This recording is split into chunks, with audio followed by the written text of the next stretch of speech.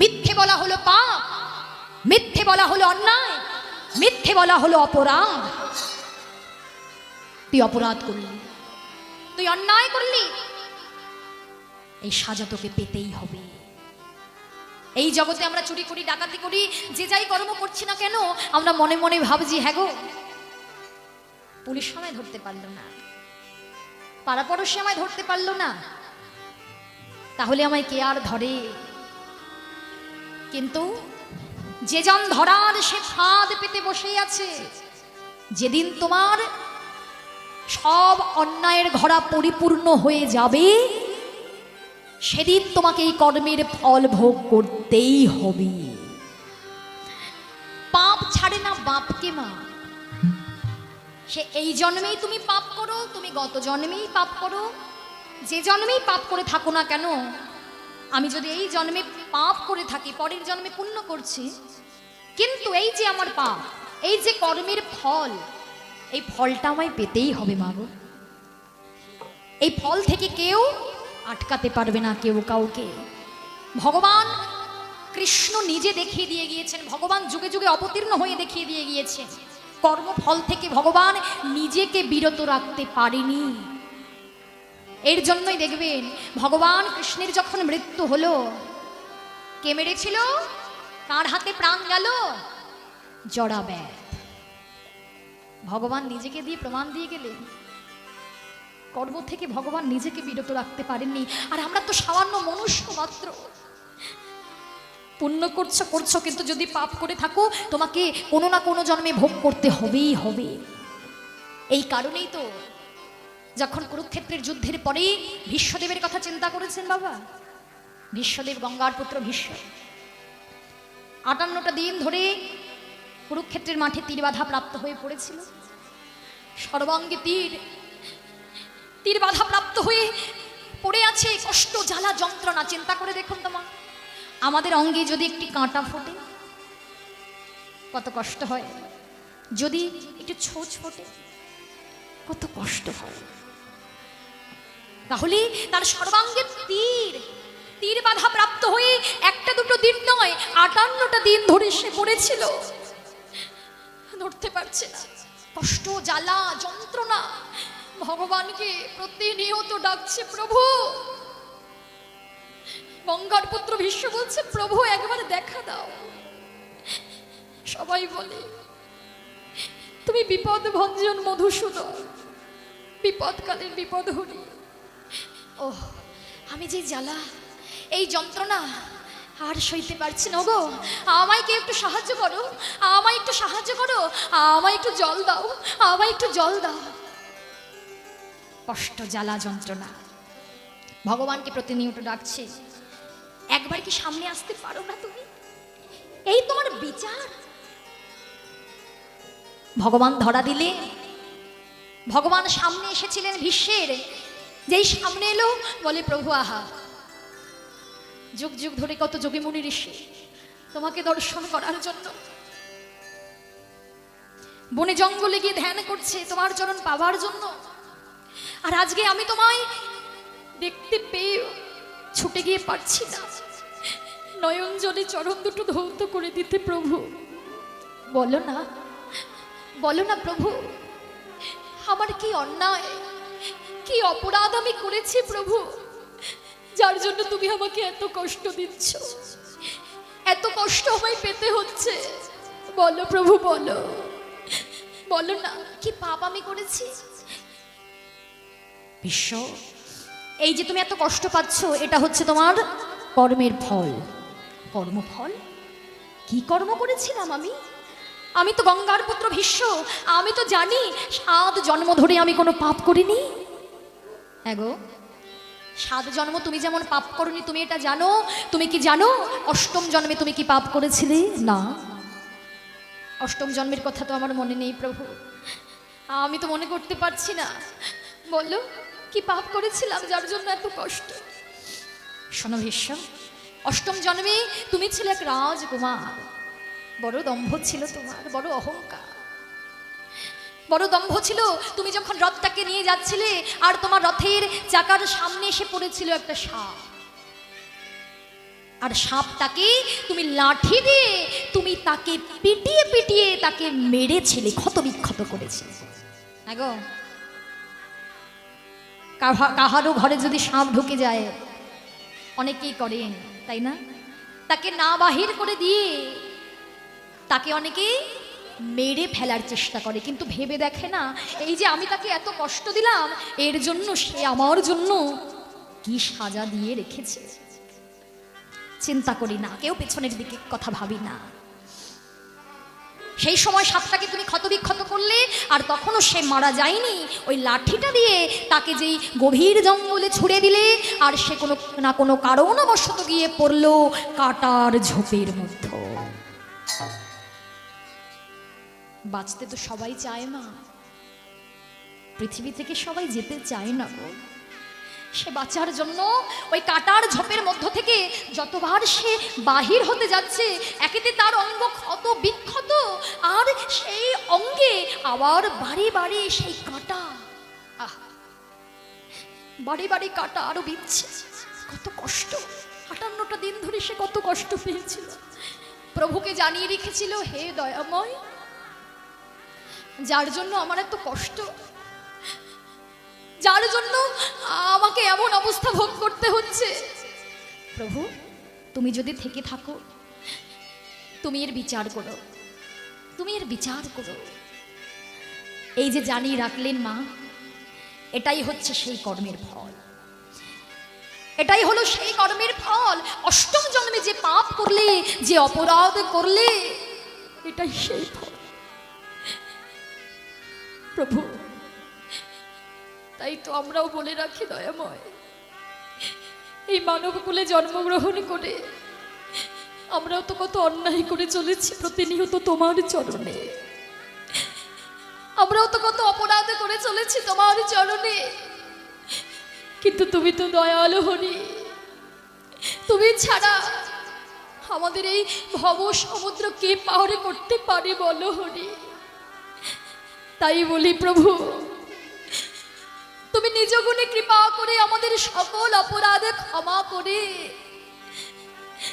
যেদিন আমি চলে যাব তোমার কাছে, যেদিন চলে যাব মায়ার ঘর থেকে আমি আপন ঘরে, সেদিন যেন তুমি হাত ধরে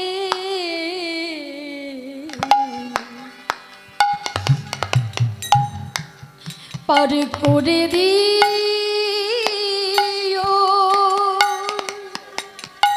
নিতাই গৌর সেদিন হাত ধরে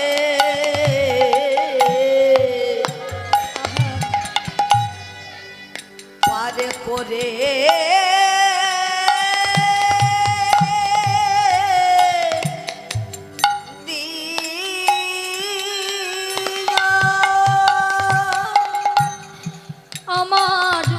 সকলা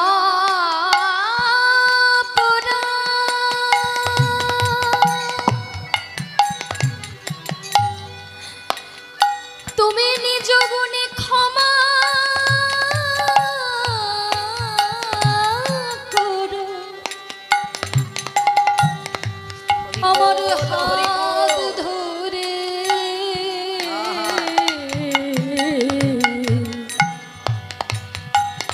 পার করে দিও।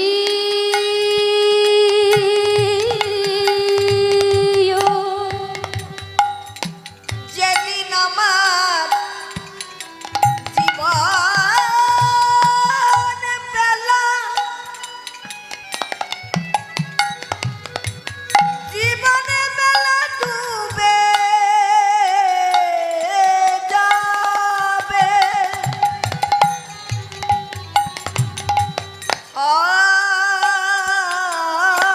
ধরে পার করে দিও।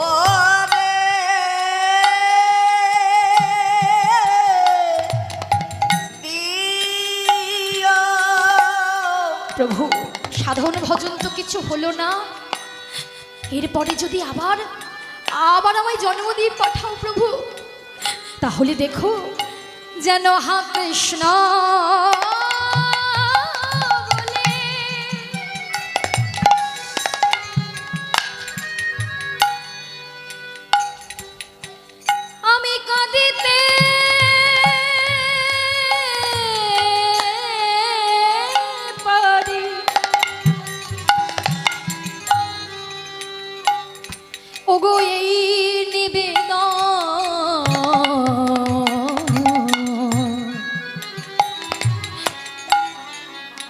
আমি জানাই রাখি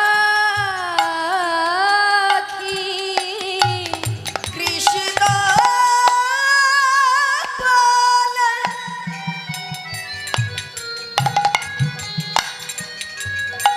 যেন কাঁদিতে পারি এই নিবেদন জানাই রাখি। তবু যেন দূরে সরাইয়ে দিও না গো। কৃষ্ণ বলে কাঁদিতে পারি দূরে সরাইয়ে দিও না গো। এই নিবেদন শ্রীচরণে এই নিবেদন জানাই রাখি এই নিবেদন শ্রীচরণে আমার সকল অপরাধ তুমি ক্ষমা করো। এই নিবেদন জানাই রাখি। ওগো এই বাসনায় আমার মনে তোমার চরণে হরিবল রাখি এই নিবেদন আমার মনে বলে কাঁদিতে পারি অধরে পাত করে দিও। হরিবল হরিবল। প্রতিনিয়ত ভগবানের চরণে অন্যায় করে চলেছি, অপরাধ করে চলেছি, এর জন্য ভগবানের চরণে ক্ষমা প্রার্থনা জানিয়ে রাখলাম। হে প্রভু, যদি অন্যায় অপরাধ হয়ে থাকে, অপরাধ তো হচ্ছেই, কিন্তু তুমি তো দয়াল হরি, আমাদের গৌর হরি কাঙালির ঠাকুর, আমাদের ভগবান যেন নিজ গুণে কৃপা করে প্রত্যেকটা জীবকে নিজ গুণে ক্ষমা করে যেন তার চরণ পাশে আশ্রয় দিতে পারে। রাধেশ্যাম। দেখুন মা, আমরা হলাম সকলে কলির কৌলসযুক্ত জীব। এই মায়ার সংসারে এসে পড়ে আসল স্বরূপ সত্য আমরা ভুলে গিয়েছি, এবং ভুলে গিয়ে প্রত্যেকটা জীব আমরা যে যে কর্ম করতে এসেছিলাম এই ধরাধামে সব কিছু আমরা ভুলে গিয়েছি। হতে এসেছিলাম কৃষ্ণচরণের দাস, কিন্তু বলুন তো মা, আমরা কি কৃষ্ণচরণের দাস হতে পেরেছি? পারিনি। তাহলে আমরা সকলে কৃষ্ণচরণের দাস না হয়ে সকলে আমরা মায়ার দাস হয়ে বসে আছি।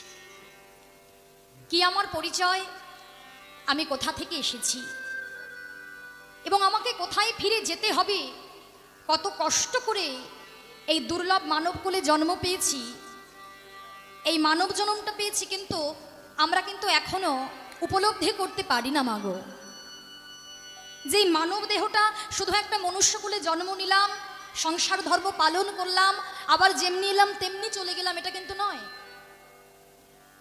এই মানব দেহটাকে বলছে বড় দুর্লভে জনম, সাধন ভজন যোগ্য দেহ, তাই তো? হরিবোল হরিবোল। এটা হচ্ছে সাধনার দেহ, এটা হচ্ছে ভজনার দেহ।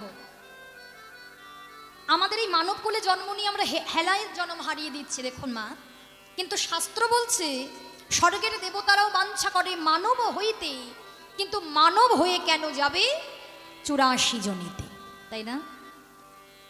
তাহলে স্বর্গের দেব দেবতারাও বাসনা করে আমাদের মতো এই মানব কুলে জন্ম নিতে, কেননা যে মানব দেহটাকে পেয়ে তারা ভজন করতে পারবে, সাধন করতে পারবে, দুফোঁটা নয়ন জলে ভগবানকে সেবা দিতে পারবে। এটাই হচ্ছে আমাদের মতো জীবের করণীয়, কিন্তু আমরা তো করছি না। আমরা কি কখনো হা গৌর বলে কাঁদতে পারছি? হ্যাঁ গো বাবা, কাঁদতে পারছি? দুটো বাহু তুলে হা নিতাই বলে ডাকতে পারছি? দিনান্তে একবারও হচ্ছে না। এই মায়ার সংসারে এসে প্রত্যেকটা দিন, প্রতিনিয়ত, প্রতিটা মুহূর্ত বিষয় বৈভবের পেছনে আমরা ছুটে চলেছি, সংসারের পেছনে আমরা ছুটে চলেছি। এর জন্যই তো দেখবেন কোথাও হরিবাসরের আয়োজন হলেও, আজকে চিন্তা করুন, এই যে এত সুন্দর একটা হরিবাসর, আচ্ছা এই হরিবাসরে এখানে যেখানে আমরা উপনীত হয়েছি সেখানে কি এই কজন ভক্ত আছে? এই কয়জন গ্রামবাসী আছে?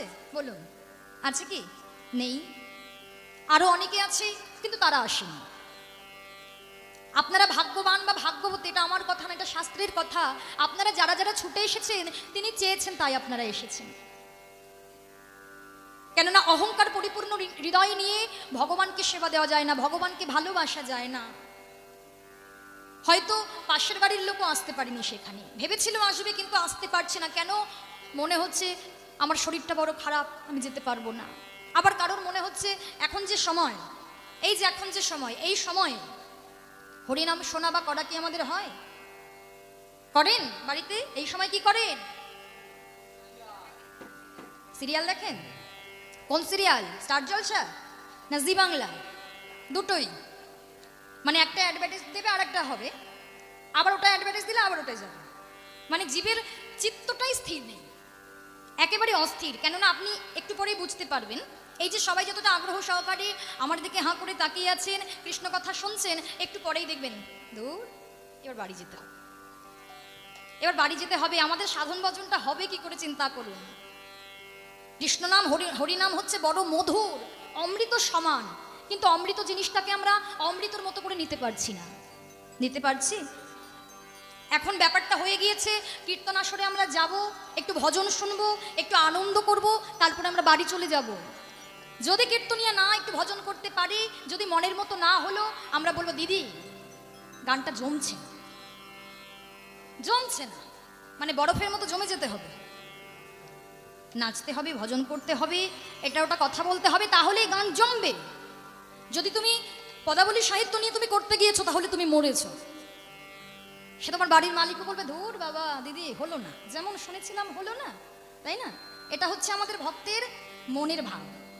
রাগ করবেন, এটা কিন্তু সত্য কথা, বাস্তব কথা। আজকে এর জন্যই আমরা কিন্তু পদাবলী নিয়ে আমরা গান করতে পারছি না। কি কারণে? এ কথা কথাতে কেন ঢোকাতে হচ্ছে, কেন বলতে হচ্ছে? আপনি বলুন, কিন্তু তার মধ্যে তো পদাবলীও শুনবেন। অনেকে আছে পদাবলী শুনতে চায় না। আরে বাবা, সবাই বলে আমি বুঝি না বাপু, কি কঠিন কঠিন ভাষা, বাংলা সাহিত্য তো। আরে বাবা, তোমাকে বুঝতে হবে না। শাস্ত্র বলে তুমি যদি এটা শ্রবণ করতে পারো, কর্ণমূলেও প্রবেশ করতে পারে, তাতেই তোমার জন্ম ধন্য, তাতেই হবে সেবা। সবকিছু বেশি না বোঝাই ভালো। আজকালকার দিনের মানুষেরা আমরা সবকিছু যুক্তি তর্ক দিয়ে সবকিছু ব্যাখ্যা করতে যাই মা, আর যুক্তি তর্ক দিয়ে ব্যাখ্যা করতে যাই বলে দিনে দিনে আমরা ভগবানের থেকে একটু একটু একটু একটু করে সরে যাচ্ছি, কাছাকাছি যেতে পারছি না। তিনি কিন্তু আমাদের জন্য হাতটা বাড়িয়েই রেখেছে, এটা আমরা ভুলে যাই। আমরা ভাবি অসময়ে, দেখবেন ভাবি সকলে কিন্তু প্রথমেই ভগবানের কথা স্মরণ করি না। অসময়ে পড়লে আমরা আগে একে ডাকি ওকে ডাকি, আত্মীয় স্বজন আয় আমার বন্ধু আয়, আয় আমার বান্ধব আয়, সন্তান আয়। যখন কেউ না থাকে তখন ভগবান। কিন্তু সবকিছু যদি আমরা ভগবানের উপর সমর্পণ করতে পারতাম, কষ্ট থাকতো না, দুঃখ থাকতো না, জ্বালা থাকতো না। চিন্তা করে দেখুন তো, আমরা বলি মানব কুলে জন্ম নিয়ে কত কষ্ট, কত জ্বালা। এই জগতে যদি আপনি জন্ম পান, মানব কুলে যদি জন্ম পান, যদি জন্ম পেয়েছেন, তাহলে আপনাকে এই কষ্টের সাগর, এই মানব সাগর, এই মানব জনম দুর্লভ জনম। আর এই সংসারটা হচ্ছে কি দিয়ে তৈরি জানো? কি দিয়ে তৈরি? সমুদ্রের জল। সমুদ্রের জলের দেখবে একটা বৈশিষ্ট্য আছে বাবা। পুরী যান, দীঘা যান, কন্যাকুমারী যান, বোম্বে যান, যেখানে যেখানে সমুদ্র আছে, সেই জলের একটা বৈশিষ্ট্য কি? সেই জল কি দিয়ে তৈরি? লবণ। তার একটা বৈশিষ্ট্য আছে, সেই জল যেখানেই যাও না কেন, সমুদ্রের জল হবে লবণাক্ত। তেমনভাবে সংসারটাও সুখে পরিপূর্ণ নয়, সেটা দুঃখে পরিপূর্ণ। সংসার, সংসার নকলকে আমরা সার করে বসে আছি মাগো। সবাই বলি সংসার, হ্যাঁ রে, আর কতদিন, আর কতকাল কষ্টে থাকতে হবে, কষ্টে থাকতে হবে না। একবার ভগবানকে ডাকো দেখি। এই যে এখানে যতক্ষণ থাকবে, দেখবে মা নিজেরাই উপলব্ধি করতে পারবে আমাদের মতো জীবের কত জ্বালা, দৈহিক জ্বালা, মনের জ্বালা, কত জ্বালা। কিন্তু যতক্ষণ তুমি হরিনাম কৃষ্ণনাম শ্রবণ করবে, জ্বালা থাকবে না, না দেহের জ্বালা, না মনের জ্বালা। এই জন্যই তো বলছে, হ্যাঁ গৌর কৃপা করো বলে যদি তোমরা একবার তার প্রেম সমুদ্রে দুটো বাহু তুলে দাঁড়াতে পারো, নিজেকে আত্মসমর্পণ করে দিতে পারো, দেখবে আর কোনো জ্বালা থাকবে না, কোনো যন্ত্রণা থাকবে না, কোনো কষ্ট থাকবে না। সেই গৌর গোবিন্দের চরণে তুমি একদিন ঠাঁই পাবেই পাবে। নিতাই গৌর হরি হরি।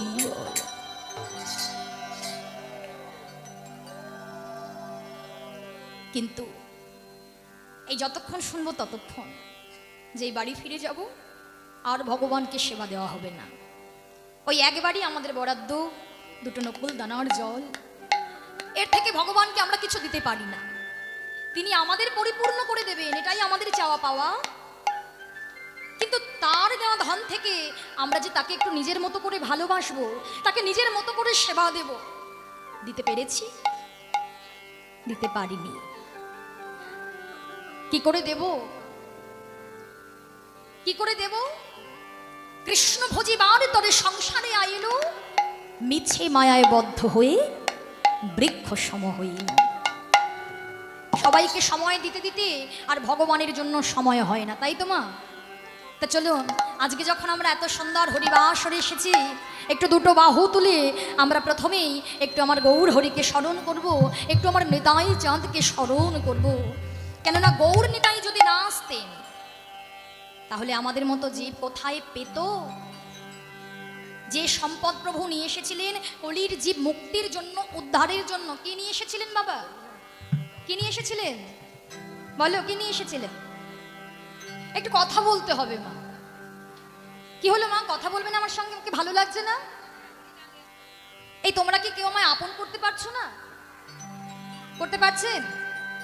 সন্তান সন্তান মনে হচ্ছে? সন্তান মনে হলে একটু মায়েদেরকে সায় দিতে হবে। ছোটবেলায় তোমরাই আমাদের গল্প শোনাতে, তাই তো? মায়েরা যখন গল্প শোনাতো কি বলতো? আরে এই যে আয় বাবা শোন না, যখন বলবো তখন একটু হুঁ বলবি, হুঁ বলবি। এটা হচ্ছে সায় দেওয়া। যত সায় দেবে তত আমি উৎসাহ পাবো, তাই তো? যত উলুধ্বনি হরিধ্বনি করবে, কেননা আমার আঁচলটা আজকে খালি, দেখো আঁচলটা ভর্তি নেই, ভর্তি করে দেবে তো। সর্বনাশ! মায়েদের একেবারে জলটা একেবারে যেন বুকে আটকে গেল। সর্বনাশ! এ কি বলে রে এই মেয়ে? বলে আঁচলটা ভর্তি করে দিতে। আরে বাবু, বাড়ি থেকে তো কোনো টাকা পয়সা নিয়ে আসেনি। হ্যাঁ, কি বলে ভর্তি ভর্তি করে দেবেন না? না দিলে কিন্তু যাবো না। ও মা, ভর্তি করে দেওয়ার জন্য টাকা পয়সার দরকার নেই, শুধু একটু উলুধ্বনি করবেন, বাবার একটু জয়ধ্বনি করবেন। কেননা হরিনাম, কৃষ্ণ নাম বড় মধুর। এই জগতের মঙ্গলের জন্য ভুবন মঙ্গল হরিনাম সংকীর্তন বলে না, ভুবন মঙ্গল। দশের মঙ্গল হয়, দেশের মঙ্গল হয় তুমি যদি নামটা গ্রহণ করতে পারো। দশের মঙ্গল হয়, দেশের মঙ্গল হয়। এর জন্যই এই নাম শোনো, উলুর ধ্বনি করো, হরির ধ্বনি করো, কর্ম করো, কর্ম করলেই ফল পাওয়া যাবে, তাই তো? হরিবল হরিবল হরিবল। সবসময় মনে রাখবেন, গৌর হরিকে ভজনা করতে হবে, তার আগে নিতাই চাঁদকে ভজনা করতে হবে, তাই না? কেননা নিতাই চাঁদ যদি না থাকতেন মা, নিতাই চাঁদ যদি না থাকতেন, আমার গৌর হরির একার পক্ষে কিন্তু কোনো কিছু করা সম্ভব হতো না। গৌর যা, নিতাইও তাই, রাধাও যা, কৃষ্ণ তাই। এটুকু সবসময় মনে রাখবেন। কেননা জানেন আপনারা, নিতাই চাঁদ তিনি কিন্তু বড় দয়াল। গৌর হরি যেমন দয়াল ঠাকুর, নিতাই চাঁদ বড় করুণাময়। যদি তাই না হতো, চিন্তা করে দেখো তো, যখন জগাই মাথায় উদ্ধার করতে গিয়েছিল, জগাই মাথায় যখন উদ্ধার হলো, মাথায় কি করেছিল? যখন নাম দিতে গিয়েছিল আর কলসির কানা ছুঁড়ে মেরেছিল, মাধাই নিতাইকে। আর নিতাই কি বলেছিল না, দরদর করে ললাট থেকে তার রুধির ঝরেছিল, রুধির ঝরছে, কিন্তু বলছে ওরে ওরে মাধাই রে, আজ নাম দিতে এসে তুই আমার বহিরঙ্গে আঘাত করলি। যে নাম দিতে এসে তুই আমার বহিরঙ্গে আঘাত করলি, আজকে আঘাত করেছিস, তুই আমাকে দেখতে পারছিস যে দরদর করে আমার ললাট থেকে রুধির ঝরছে, তুই এটা দেখতে পারছিস। তাই তুই আমার বহিরঙ্গে আঘাত করেছিস বলে তুই ভাবিস না আমিও তোকে আঘাত করব না। মেরেছিস কলসির কানা, তা বলে কি প্রেম দেব না? তা আজ তুই আমার বহিরঙ্গে আঘাত করলি, কিন্তু আমি একদিন তোর অন্তরঙ্গে এমন ভাবে আঘাত করব যাতে তোকে সারাটা জনম ভরে হা গৌর বলে কাঁদিতে হয়। এটাই হলো কৃপা, এটা হলো কৃপা মা। এর জন্য তো বলে, ওহে জীব তোমরা সঙ্গ করো, সাধু সঙ্গ, সাধু সঙ্গ সর্বশাস্ত্রে কয়, লবে মাত্র সাধু সঙ্গে জীবের সর্বসিদ্ধি হয়। তোমরা সঙ্গ করো, ভক্ত সঙ্গ করো। এই যে হরিবাসরে এসেছো, হরিনাম যেমন শুনবে, চেষ্টা করবে ভক্তের চরণধুলি একটু অঙ্গে মাখা। কেননা শাস্ত্র বলে হরি নামে হরি নেমে আসে, হরি নামে হরি নামে। আর হরি যেখানে নেমে আসে, কোনভাবে কোন ভক্তের মধ্যে তিনি উপনীত হবেন আমরা তো কেউ জানি না মা। তাই যদি সঙ্গ করতে করতে সেই মহতের অঙ্গ পরশ পেয়ে যায়, মহতের কৃপা হলে সর্বসিদ্ধি হয়ে যাবে। এর জন্যই কি গৌরহরিকে বলি, ওহে প্রভু, এই সুন্দর মানবকুলে জন্ম পেয়ে সব আমার আমার করে তো দিন ফুরাই দিলাম। বলো না তুমি আমায় আর কবে করুণা করবে? কিভাবে করুণা করবে? কামনা বাসনাই যে শেষ হলো না। চিন্তা করে দেখেছেন মা, ভগবানকে পাওয়ার জন্য ভক্তি দরকার, ভালোবাসা দরকার। তুমি প্রচুর ধন সম্পদের মধ্যে রয়েছো, কিন্তু তোমার ভক্তি নেই। ভগবানকে পেতে গেলে তাকে কাঙাল হতে হবে গো। তা যদি নাই হতো, যারা যারা ভগবানের কৃপা পেয়েছিল, সান্নিধ্য লাভ করেছিল, তারা সবাই পথের কাঙাল হয়ে গিয়েছে। যেমন স্বরগোস্বামী, জয়রূপ সনাতন ভট্ট রঘুনাথ, শ্রীজীব গোপাল ভট্ট দাস রঘুনাথ। চিন্তা করুন তো বাবা, এই স্বরগোস্বামীর কথা, যারা আমার বা আপনার মতো কারোর মতোই দিনহীন কাঙাল ছিল না, ছিল সব জমিদার পুত্র। কিন্তু যেদিন থেকে বুঝতে পারলো কোনটা নিত্য কোনটা অনিত্য, অনিত্যটাকে ছেড়ে দিয়ে নিত্য বস্তুর সন্ধানে চলে গেল। লালাবাবু জগৎ শেঠ জমিদার, বিশাল বড় জমিদার, কি ছিল না তার? সংসারও ছিল, সন্তানও ছিল, স্ত্রীও ছিল, পুত্র ছিল, সম্পদ ছিল, যার জন্য আমরা প্রতিনিয়ত ছুটে চলেছি, সে সম্পদও ছিল। কি ছিল না তার? কিন্তু ওই যে কখন যে চেতনটা ফিরে পেল ভগবানের কৃপায়, যেদিন থেকে বুঝতে পারলো তোর বেলাটা চলে যাচ্ছে, সেই সার কোনটা অসার, চলে গেল। সব কিছু ছেড়ে দিয়ে এক বসনে কৃষ্ণ চরণ সার করল। আমরা পারি না। ভক্ত যদি হতে হয় এই সব ভক্তদের কথা শুনতে হবে। কেননা ভক্তদের কথা জানা মানে তাদেরকে আমরা দেখবেন একদিন হলেও, আজ হয়তো আমরা বুঝতে পারছি না, যখন জীবের কাছে সব থাকে ততক্ষণ জীব কিন্তু ভাবতে চায় না বাবা, বুঝতে চায় না। কিন্তু এমন একটা দিন প্রত্যেকটা জীবের জীবনে আসবেই আসবে, যেদিন মনে হবে হায় রে, এই কি সংসার, যাদের কথা ভেবে সব কিছু আমি করলাম, একটু একটু করে সোনার দিনগুলো হেলায় হারিয়ে দিলাম, যার জন্য এক ফোঁটা নয়ন বাড়ি পরিশোধ করতে পারলাম না, সংসারের জন্য কেঁদে গেলাম, তারা আমার কেউ আপন হলো না গো, তারা কেউ আমার আপন হলো না। এর জন্যই ভক্তদেরকে অনুসরণ করতে হবে। সাধুর বাজারে এসে, ভক্তের বাজারে এসে যদি কোনো জীবের হৃদয়ে কখনো একটু ভক্তি উদয় হয়, দুফোঁটা নয়নে বাড়ি বরিষিত হয়, হয়তো একদিন আমরাও গৌর গোবিন্দের চরণে প্রাপ্তি হতে পারবো। প্রকৃত ভক্তের চাওয়া পাওয়াটা কেমন হয়? যেমন ভক্ত হরিদাসের কথা আপনারা সকলে জানেন। বিধর্মীর ঘরে প্রতিপালিত হয়েও শেষ জীবনটা কাটিয়েছিলেন কোথায় বাবা? পুরীধামে, শ্রীক্ষেত্রে। সারাদিনে 3 লক্ষ নাম করতেন। আর গোবিন্দ নামের এক ভক্ত তাকে প্রসাদ দিয়ে যেতেন। সেই প্রসাদ পেয়ে সারাদিনে 3 লক্ষ নাম করত হরিদাস। কিন্তু এই হরিদাস যেদিন গোবিন্দ নামের এক ভক্ত প্রসাদ নিয়ে এলো, একদিন হরিদাস আর সেবা করছে না। সেবা করছে না গো। কি হলো? সেবা করছে না, ছুটতে ছুটতে মহাপ্রভুর কাছে চলে গিয়েছে। প্রভু, ও প্রভু, প্রভু গো। হরিদাস ঠাকুর জগন্নাথের প্রসাদ সেবা করছে না প্রভু। কি? প্রসাদ গ্রহণ করছে না? ছুটতে ছুটতে মহাপ্রভু এলেন। মহাপ্রভু এসে বলছে, হরিদাস কি হয়েছে তোমার, বলো কি হয়েছে, তুমি কেন প্রসাদ গ্রহণ করছো না? বলছে, প্রভু সারাটা জীবন তো আমি জগন্নাথের প্রসাদ পেলাম, আজ আমার একটু অন্য রকমের প্রসাদ পাওয়ার মনে স্বাদ জেগেছে।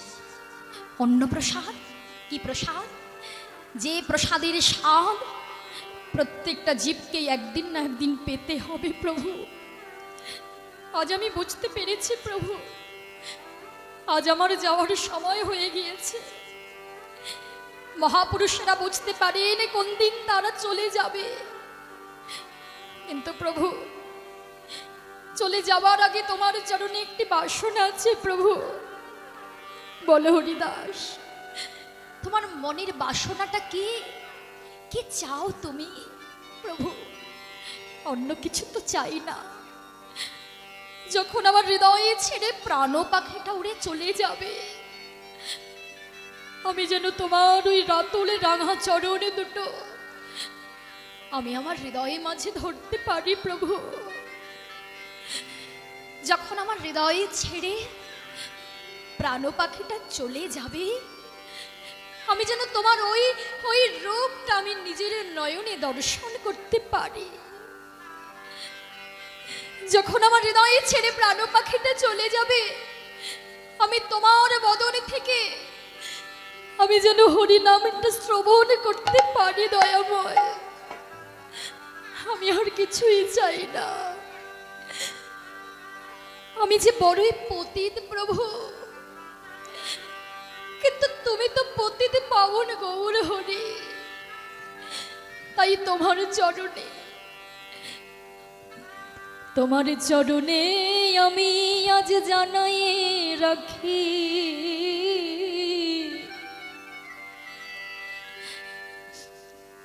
জানি না কতটুকু নয়নে জলে ওই সাধন ভজন করতে পারলাম, কতটুকু হা কৃষ্ণ বলে কাঁদিতে পারলাম, কিন্তু তোমার চরণে আমি জানাই রাখি, তুমি যেন তোমার ওই চরণে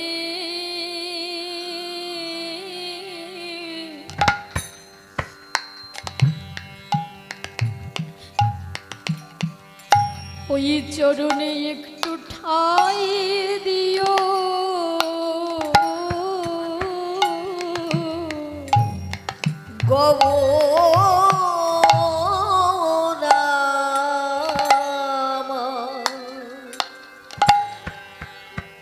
তোমার চরণে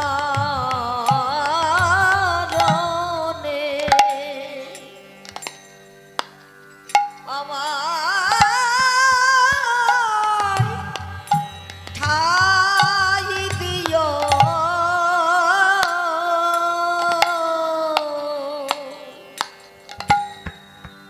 প্রভু তোমার চরণে ছাড়া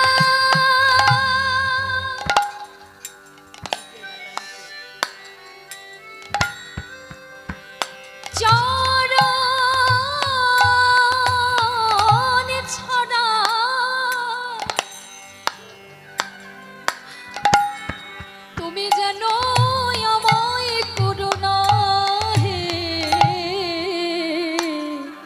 তোমার চরণে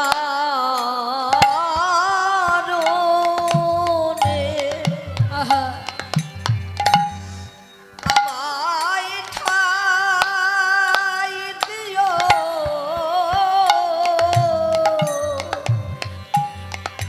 ওগো এই নিবেদন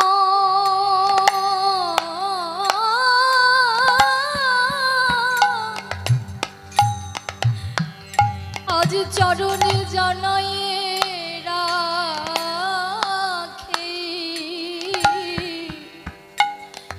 কেন জানো, তুমি তো পতিত পাবন গৌর হরি।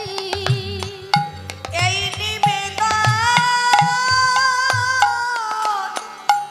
আমি জানাই রাখি,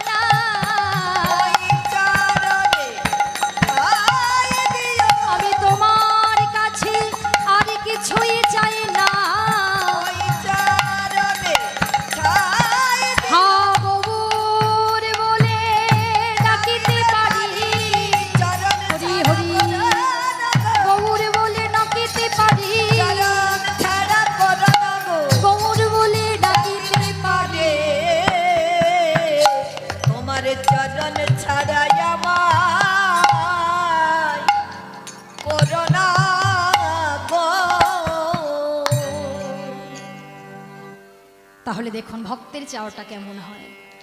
ভক্ত কখনো এই জাগতিক জগতের বিষয় বৈভব কিছু চায় না আমাদের মতো। ভক্ত শুধু চায় ভগবানের কৃপা, ভগবানের চরণ, তবেই তো ভগবানের সান্নিধ্য লাভ করা যায়, তাই না বাবা? কিন্তু ওই যে বললাম, অহংকারে মত্ত হইয়া নেতাই পদ পাশরিয়া অসত্যকে সত্য বলে মানি। এই জগতে আমাদের মতো জীবের হৃদয়ে অহংকার বেশি।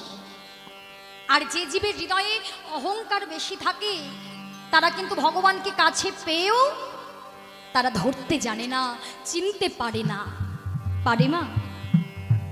এর জন্যই বলেছে না, ওই দেখো আকাশের চাঁদ যখন উদয় হয় তখন দেখবেন যদি কোথাও পুকুর থাকে সেই জলে আকাশের চাঁদকে দেখা যায়, তাই না বাবা?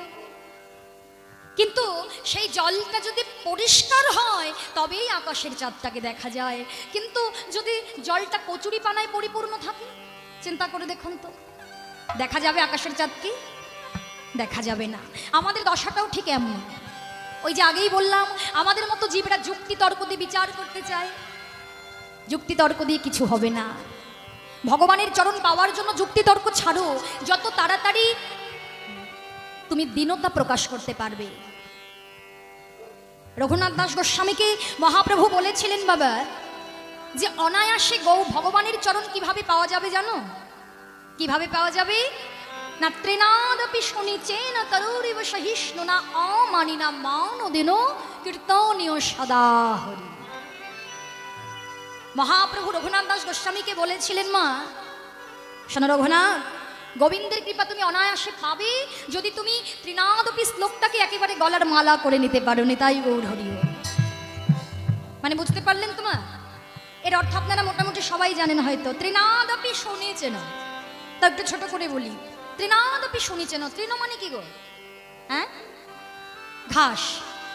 তাহলে ত্রিনাদপি শুনেছেন মানে ঘাসের থেকেও,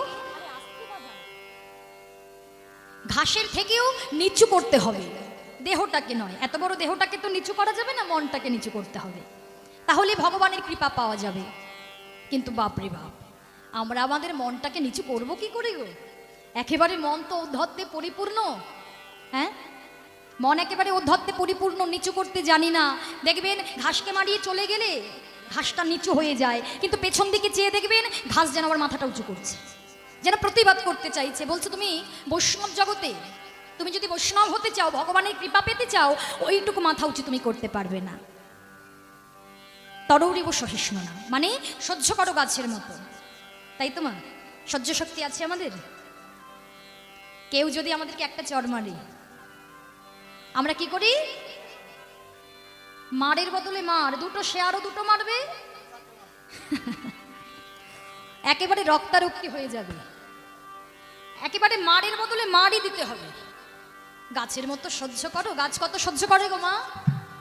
বৃক্ষ যেমন কাটিলেও কাউরে কিছু না বলয়, শুকাইয়া মরিলেও কাউরে পানি না মাগয়, যেই জামাগয় তারে দেয় আপন ধন, ধর্ম বৃষ্টি সহিয়ানের করয় রক্ষ। গাছকে আপনি কেটে দিন, গাছ কিছু বলে? বলে না। জলের অভাবে যদি শুকিয়ে মরেও যায়, কাউরে পানি না মাগয়, কারোর কাছে জল চায় না। অথচ দেখুন গাছের তলায় আমরা যারাই যাচ্ছি তারাই ফল পাচ্ছি, তাই তো? গাছ তো ভাবতেই পারতো এই আমার উপরে অত্যাচার করছে, আমি ওকে ফলটা দেবো না। সেটা করে না। গাছের তলায় যে যাবে সেই তার ফল পাবে।